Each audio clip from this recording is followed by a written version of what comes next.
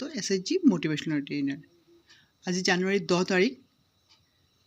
অৰুণোদয় সোমোৱাৰ কথা, কিন্তু কাৰো একাউণ্টতে আজি অৰুণোদয় ধন সোমোৱা নাই। কিয় সোমোৱা নাই? কাৰণ মুখ্যমন্ত্ৰী ডাঙৰীয়াই কৈছে যে জানুৱাৰী মাহত অৰুণোদয় দিয়া নহ'ব। অৰুণোদয় ধনটো জানুৱাৰী মাহতো দিয়া নহ'ব। কিহৰ বাবে?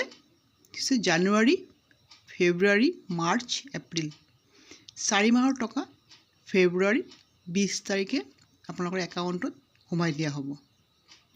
গতিকে জানুৱাৰী, ফেব্ৰুৱাৰী, মাৰ্চ এণ্ড এপ্ৰিল আপোনালোকে 4 মাহৰ টকাটো একেলগে ফেব্ৰুৱাৰী 20 তাৰিখে আপোনালোকৰ একাউণ্টত লাভ কৰিব।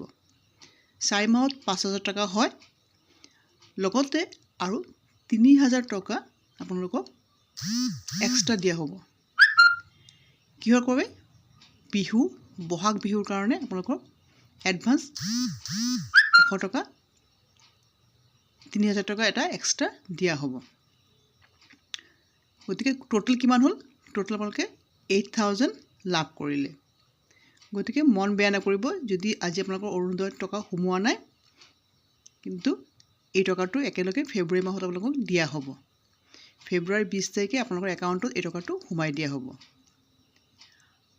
আৰু যাৰ যাৰ অৰুণোদয় এতিয়ালৈকে হোৱা নাই তেওঁলোকক মন বেয়া নকৰিব, কাৰণ এতিয়া ইলেকশ্যনৰ কাৰণে অৰুণোদয়ৰ ফৰ্মবিলাক বন্ধ কৰি দিয়া হৈছে। এপ্ৰিলৰ পিছত আকৌ নতুনকৈ অৰুণোদয় দিয়া হ'ব, তেতিয়া আপোনালোকে অৰুণোদয় লাভ কৰিব।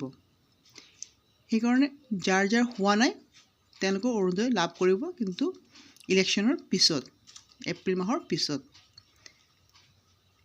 এইকেইদিন ইলেকশ্যনৰ কাৰণে অফিচিয়েল কাম গোটেইখিনি বন্ধ কৰি দিয়া হৈছে।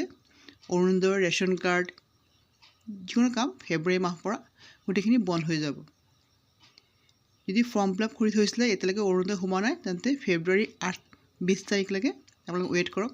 হয়তো আপোনালোকে 20 তাৰিখত একেলগে অৰুণোদয়টো পাবও পাৰে। আৰু যদি ফৰ্ম ফিল আপ কিবা ভুল হৈছে তেন্তে বেলেগ কথা, আৰু ফৰ্ম যদি ঠিকেই আছে তেন্তে ফেব্ৰুৱাৰী 20 তাৰিখলৈকে আপোনালোকে যোনে অৰুণোদয় পোৱা নাই তেওঁলোকে অপেক্ষা কৰক। আৰু যাৰ অৰুণোদয় ৰেগুলাৰ সোমাই আছে তেওঁলোকক 20 তাৰিখে 8,000 টকা লাভ কৰিব, কিন্তু মাৰ্চ, এপ্ৰিল এইবিলাক আৰু নেপাব। একেলগে 4 মাহৰ একেলগে দিয়া হৈছে। যদি ভিডিঅ'টো ভাল লাগে লাইক, শ্বেয়াৰ কৰিব, ছাবস্ক্ৰাইব কৰিব। ধন্যবাদ।